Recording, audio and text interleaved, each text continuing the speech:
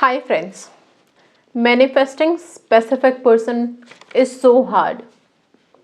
क्यों होता है? क्यों स्पेसिफिक पर्सन को मैनिफेस्ट करना इतना हार्ड क्यों हो जाता है हमारे लिए? क्यों इतना डिफ़िकल्ट हो जाता है? छोटी छोटी चीज़ें तो बहुत आसानी से हम मैनिफेस्ट कर लेते हैं, लेकिन जहाँ बात आती है कमिटमेंट की, शादी की, प्यार की, रीयूनियन की, वहीं पे दिक्कतें क्यों आती हैं? कुछ चीज़ें मैं आज बताऊंगी इस वीडियो में।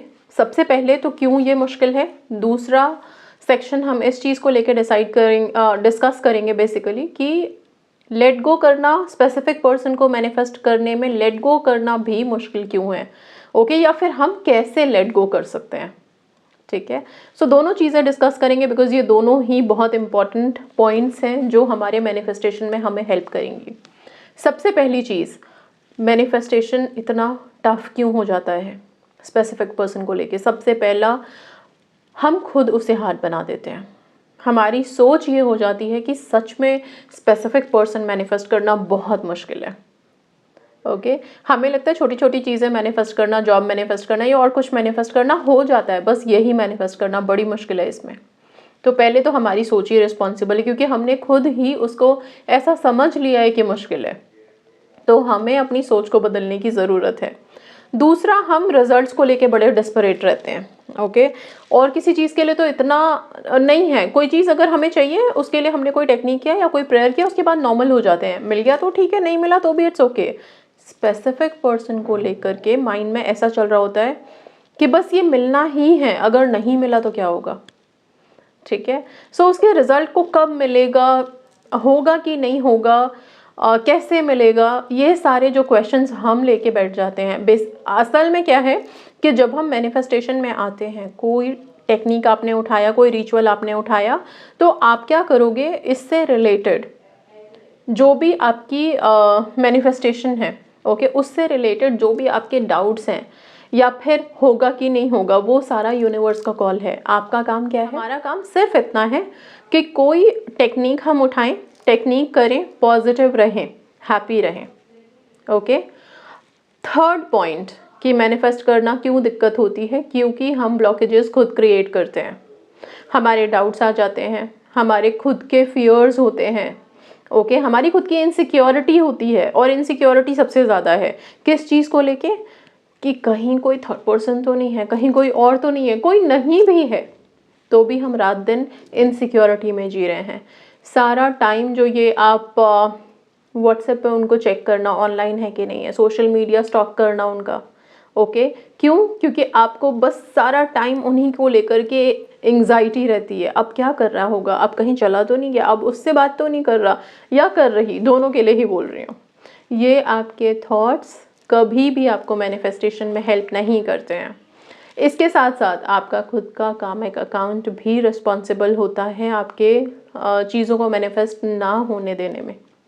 ठीक है, कर्मा बहुत हद तक रिस्पॉन्सिबल है, कामिक अकाउंट को सेटल करना बहुत ज़रूरी है। कामिक अकाउंट को कैसे सेटल कर सकते हैं, किस तरह से थोड़ा कम कर सकते हैं, उसे पॉजिटिव कैसे कर सकते हैं, उसके लिए बहुत सारी वीडियोज़ हैं चैनल पे, ओके। बस हाँ, जब कामिक अकाउंट से रिलेटेड कोई वीडियो आती है तो बहुत कम लोग मैंने देखा है उसमें इंटरेस्ट लेते हैं, जबकि वो बहुत इंपॉर्टेंट जोन है जिसे आप लोगों को हमेशा ध्यान में रखना चाहिए। मैनिफेस्टेशन में उसका बहुत बड़ा रोल है। अब आते हैं इस चीज़ पे कि ये स्पेसिफिक पर्सन जो हम मैनिफेस्ट कर रहे होते हैं, इसमें लेट गो कैसे करें। लेट गो, सबसे पहली बात, एक चीज़ को ध्यान रखिए, लेट गो कभी ये नहीं कहता कि अपनी विशेस को भूल जाओ। लेट गो का मतलब ही है सिर्फ डे 1 से स्टार्ट हो जाता है। जैसे ही आप कोई टेक्निक स्टार्ट करते हो किसी भी विश के लिए, डे 1 से लेट गो स्टार्ट होता है कि अपने डाउट्स को, डेस्परेशन, एंग्जाइटी, जो भी नेगेटिव थॉट है उसको लेट गो करो, उसको जाने दो। आपको बहुत ईजी रहना है अपने विश के साथ, परेशान नहीं होना है कि कब होगा और नहीं हुआ तो मेरी ज़िंदगी का क्या होगा। ये जो सोच होती है, और स्पेसिफिक पर्सन मैनिफेस्ट करने में ना ये वाली सोच बहुत ज़्यादा रहती है हर एक के दिमाग में, कि अगर ये पर्सन नहीं मिला तो फिर तो पता नहीं मेरा क्या हो जाएगा, ओके, मेरे साथ होगा क्या, राइट। ये चीज़ को आपको छोड़ना होगा। ये जो अटैचमेंट वाली फीलिंग है, इसको, अटैचमेंट से निकलो बाहर। अटैच मत करो विशेस के साथ अपने आप को। तभी तो हम कहते हैं ना, डिटैच हो अपने विश से। और डिटैचमेंट ही वो फेज़ है जब आप, जैसे ही आप अपनी विशेस से डिटैच होते हो, आप आराम से मैनिफेस्ट कर लेते हो। और बहुत से सक्सेस स्टोरी हैं जो इस पॉइंट को प्रूव कर देते हैं, ओके कि जैसे ही लोगों ने इस चीज़ को अपने लाइफ में ले लिया कि आता है तो ठीक है, नहीं आता तो भी इट्स ओके। और ये कब आता है, ये वाला जोन आता कब है, जब आप अपने आप को सेल्फ लव में हाई कर लेते हो। क्योंकि जो भी इंसान अपने आप को सेल्फ लव में रख लेता है, 100% सेल्फ लव में आ जाता है, वो किसी और चीज़ के लिए इतना ज़्यादा उतारू होता ही नहीं है, इतना ज़्यादा परेशान होता ही नहीं है अपने लाइफ में। वो उस एटीट्यूड में आ जाता है कि आ गया तो ठीक है, नहीं आ गया तो भी it's okay, it's absolutely fine, मैं खुश हूँ अपनी लाइफ में और मुझे आगे मूव ऑन करना है। सेल्फ लव वाला इंसान कभी भी डिप्रेस नहीं होगा, हमेशा याद रखिए। डिप्रेशन, एंग्जाइटी, ये सारे शब्द उसके डिक्शनरी से बिल्कुल चले जाते हैं, क्योंकि वो खुद से इतना प्यार करता है। वो हर चीज़ अपने लिए बड़ा ईजी कर लेता है, सिंपल। ओके, लेट गो करने का और एक तरीका, अपने सबकॉन्शियस को हमेशा रीप्रोग्राम करते रहिए। उसे ये बताइए कि हाँ सब चीज़ ठीक है, सब ओके है, फाइन है। अननेसेसरी के नेगेटिव थॉट्स क्रिएट मत कीजिए। कोई थर्ड पर्सन है भी तो आप लोग अपनी एनर्जी सारी उठा के उस थर्ड पर्सन पे मत लगाओ, बल्कि उस चीज़ पे लगाओ कि अगर आपका रिलेशनशिप स्ट्रांग हो गया तो कोई थर्ड या फोर्थ पर्सन की गुंजाइश बचती ही नहीं है, कोई भी इंसान अपने आप एलिमिनेट हो जाएगा। ठीक है, सिंपल सी इस बात का ध्यान रखिए ना। ओके, सो अपनी फीलिंग्स, अपने रिलेशनशिप की चार दीवारी को मजबूत बनाओ, कोई आंधी तूफान आने का सवाल ही नहीं है।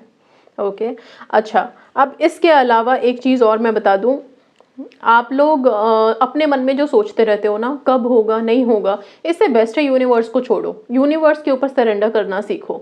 लेट गो में सबसे ज़्यादा इंपॉर्टेंट है डे 1 से सरेंडर की भावना रखो। ठीक है, कि मैंने अपना काम कर लिया, मुझे जो टेक्निक करनी थी कर ली, मुझे जितना पॉजिटिव लाइफ में होना था मैं हो गई या हो गया, अभी मैंने बाकी सब यूनिवर्स पे छोड़ा है।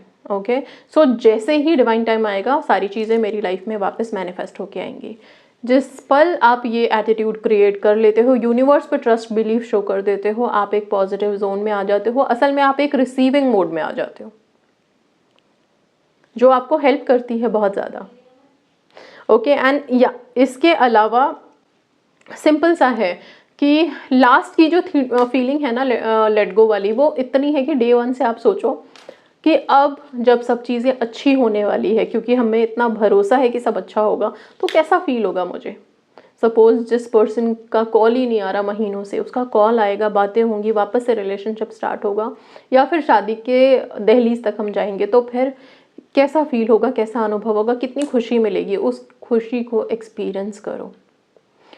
सेल्फ लव में खुद को इतना रेस करो, अपॉर्चुनिटीज़ के लिए ओपन हो जाओ। ठीक है, हर तरह की एक विश के लिए आप स्टैग्नेंट नहीं हो सकते, एक जगह ठहराव में नहीं रह सकते हो कि अगर ये नहीं मिला तो मेरी ज़िंदगी ख़त्म हो जाएगी।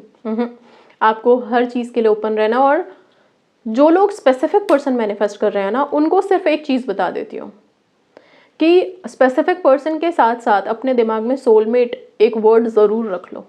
ओके, हमेशा रखो कि अगर ये स्पेसिफिक पर्सन मेरी लाइफ में आ गया वेल एंड गुड, नहीं तो मुझे सोलमेट मैनिफेस्ट करना है। क्यों?